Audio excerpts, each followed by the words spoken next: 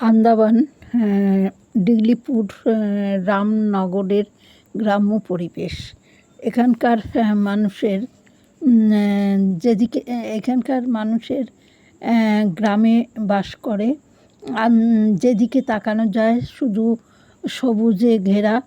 আর এই গ্রামের চারিদিকে প্রচুর সুপুরি গাছ আছে, কলা গাছ, নদী। রামনগরের মানুষেরা খুব কষ্ট করে এখানে এখন থাকেন। 1947 সালে তারা দেশভাগের সময় এখানে পুনর্বসতি দিয়েছিল কেন্দ্র সরকার। অনেক কষ্টে তারা জমি তৈরি করে তারপরে তারা এখানে বসবাস করছেন।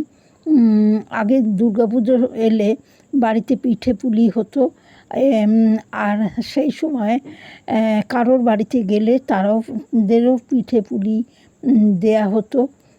এখন সেটা নেই, এখন সব বন্ধ হয়ে গেছে।